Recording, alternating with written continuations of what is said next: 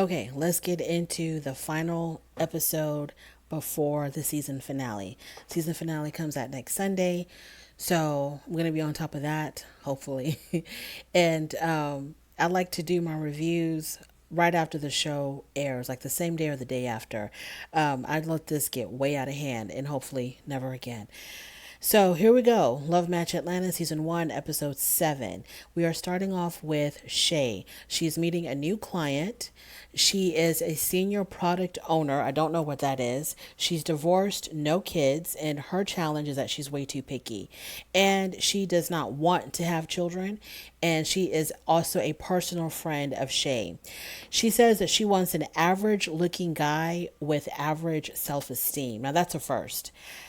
I she gave a reason, but I don't remember what the she said her confidence or her personality is so big that she needs someone a little bit more calm, because if she has someone who's got a personality as big as hers, that they would just clash.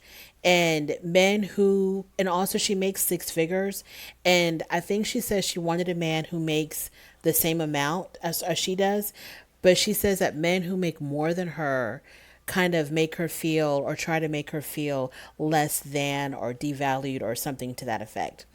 So Shay tells us that her name is Shanta, her client's name is Shanta. Shay tells us that Shanta has a lot of masculine energy. And so she's going to try to find a way to get Shanta to kind of calm down the masculine energy and to kind of bring forward more of her feminine energy. And she says that Shanta says that she's very detail oriented and that she pays attention to everything, even if her man's urine changes. And Shay was like, "Excuse me, what?" And she's like, "Yeah, I pay attention to that if there's like a change in the smell or a change in the look or something like that." She pays attention to that because she's like, then I need to figure out, like, is there something wrong with you? You got a health problem? Like, what's up? So she's very detail oriented like that. Okay, moving on to Joseph. He has his follow up meeting or consultation with his client, Kiana, who is the comedian. And she went out with a guy named Zeus, who is, a nice looking guy, fair skinned African American man. She said that number one, he was late, he was 20 minutes late. And she says, that she's really not into the whole light skin, light eyes, good hair type of look. That's just not what she's attracted to. Paris says that Zeus was a personal referral. He wasn't part of their database. She would have preferred to pick someone from their database because the database that they use has a certain algorithm that matches people. Now, of course, it's not going to detect chemistry or match chemistry, but it somehow will, depending on the information that's inputted for each client, their algorithm in their database will do the matching for them or something to that effect. That she would rather let technology take care of it than them making a personal decision.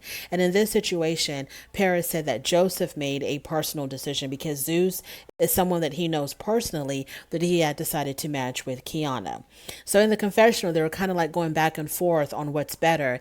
And Joseph said, "Look, I'm the president of the company, so, my word is the final say so."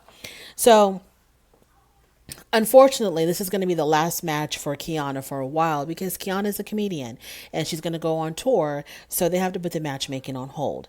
Now, back to the dynamic duo.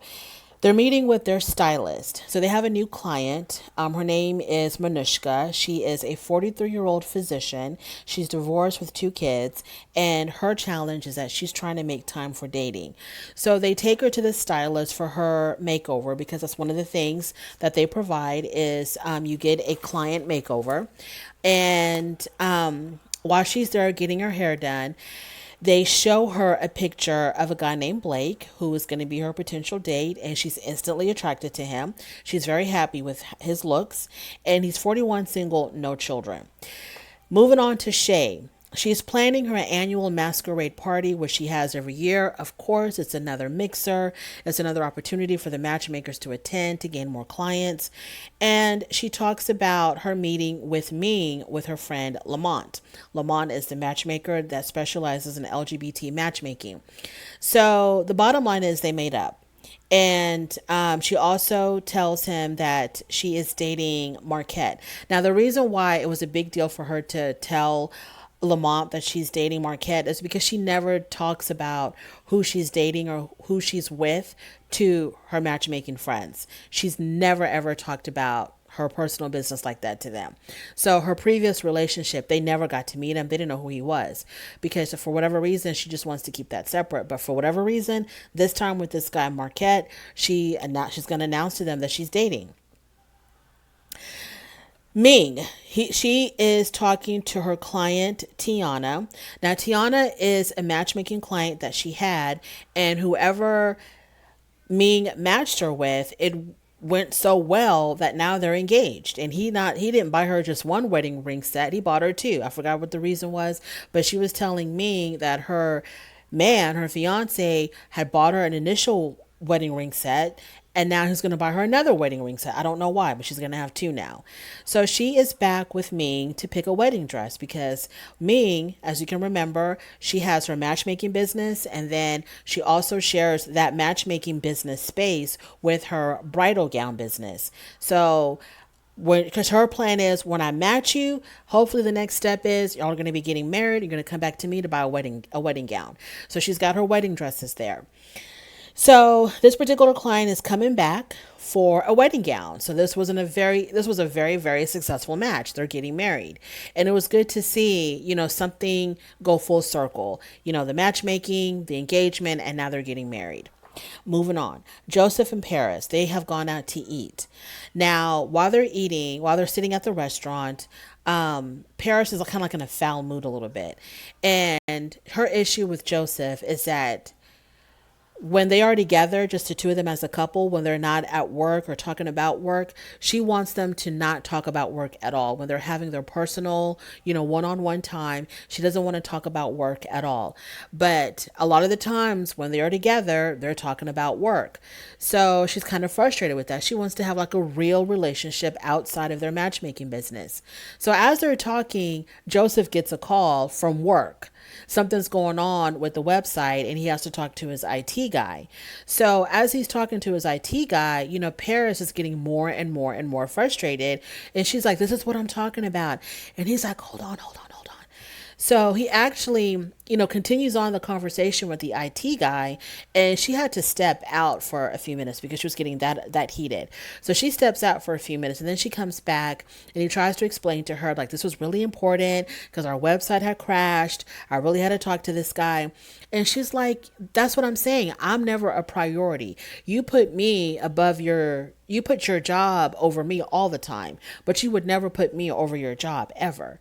So that's what they're fighting with. And he's like, well, I'm here with you now. But the thing is, in 30 minutes, he has to go deal with work. So he's like, well, I'm here with you now. We're having dinner now or breakfast or whatever it was.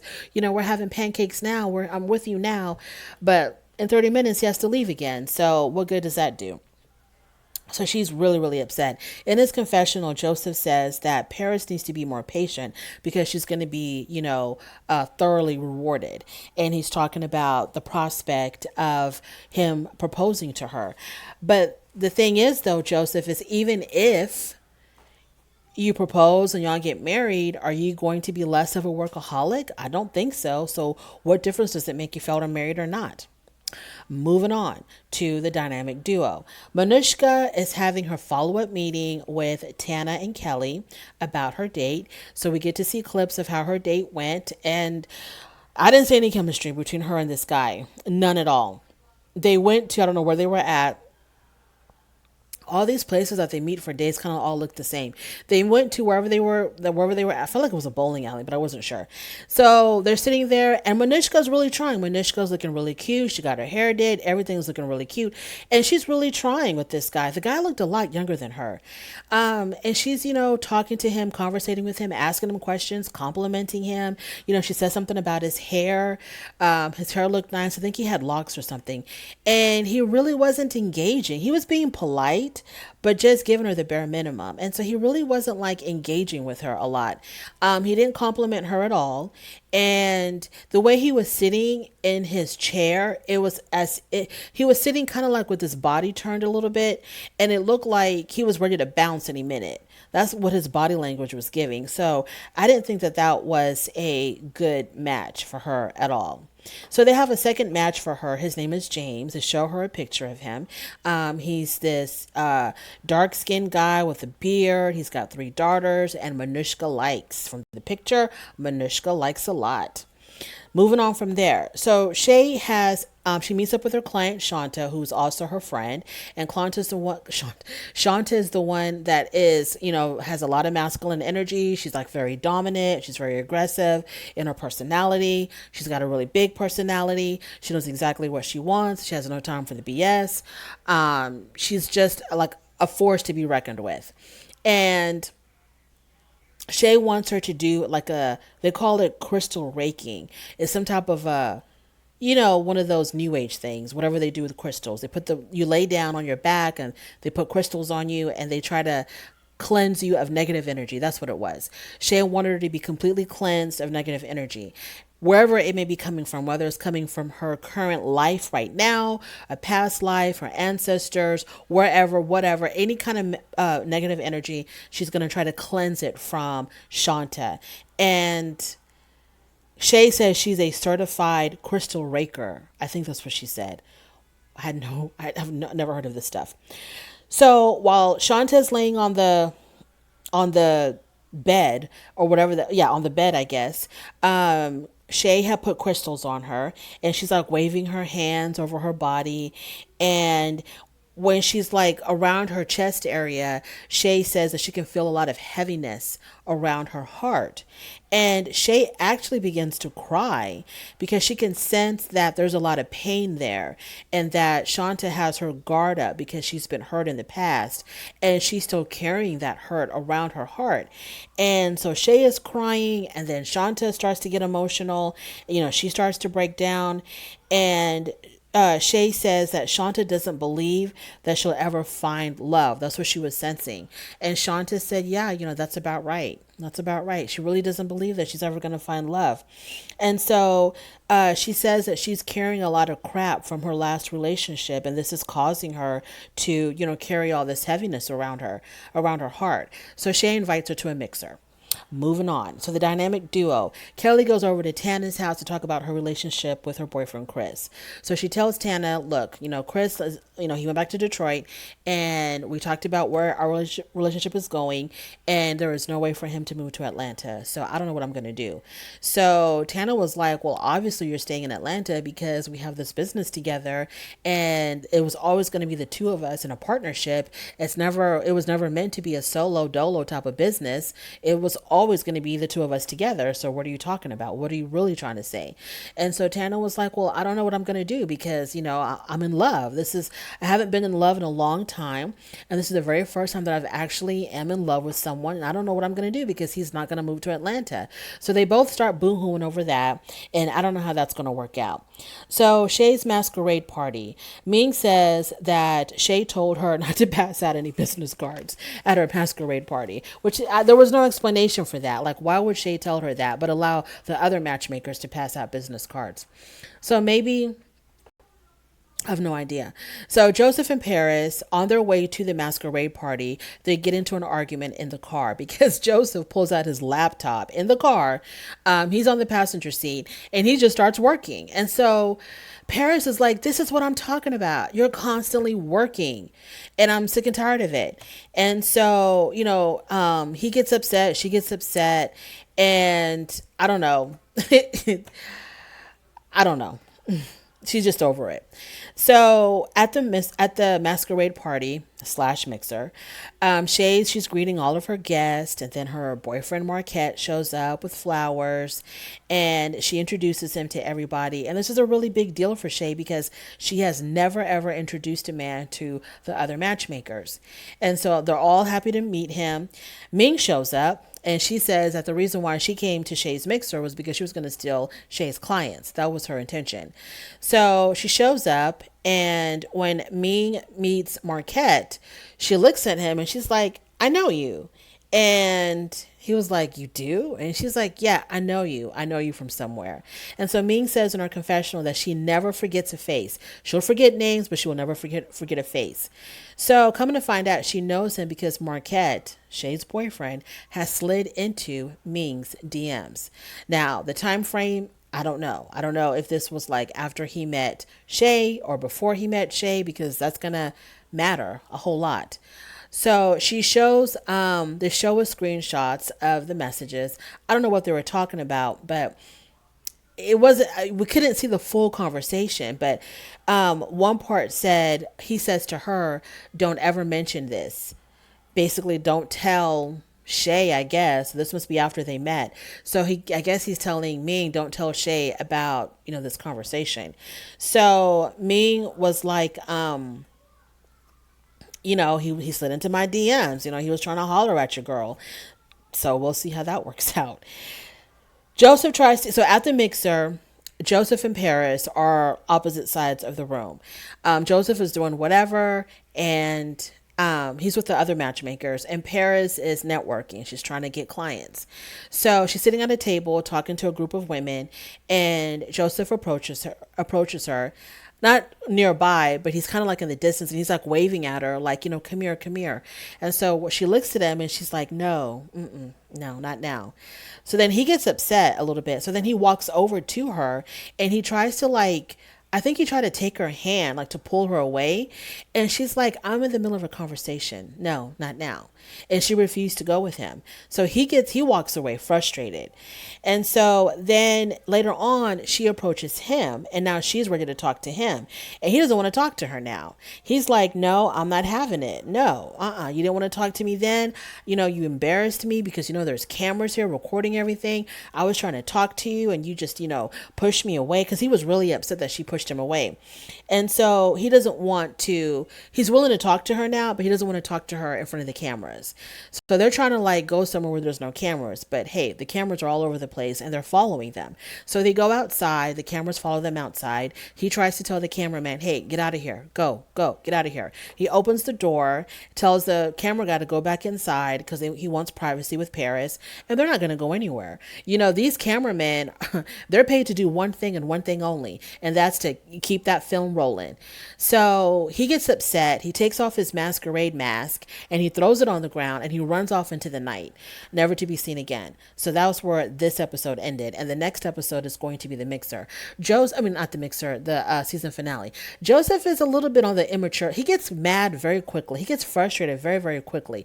He's so hot and cold, and so like, he's never just chill. You know what I mean? I feel like when Paris didn't want to talk to him that first time he tried to get her attention, he should have just went on about his business. Go get you some clients. You and your girlfriend are having some major issues right now. So this is really not the time to talk about y'all's issues. You're at a mixer, go get you some clients, go socialize with your friends. On the way home, you can have a discussion. But he messed up when he was trying to talk to her, and then he got himself frustrated because when she was ready to go talk to him, he was already on 10 now. He didn't want to have nothing to do with it. He's acting like kind of very immature, like a 2-year-old.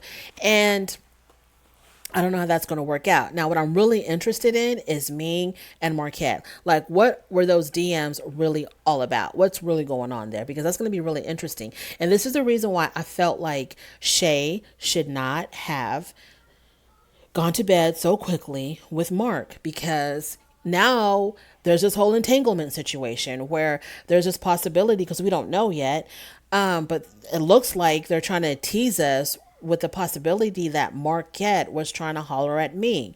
Now you gave this man your body, and and it's like, well, what I'm trying to say is, like, a lot of the times if a woman, and a man too, I guess, but most of the time, when a woman is really feeling a guy and really wants to have something long lasting with the guy, something with some potential with the future, you're really feeling him, you're attracted to him, you actually want something, with this person, not just a one night stand. When you hop into bed so quickly with them, because you already have the feelings, and now after you're intimate with him, you're going to have the feelings even more. And then when he dumps you like a bad habit, it's going to make you feel a little bit worse than if y'all never would have done that to begin with. Y'all never would have slept together to begin with. You're going to feel a whole lot worse now, because you're going to feel like, oh, did he just use me for my body and that's it?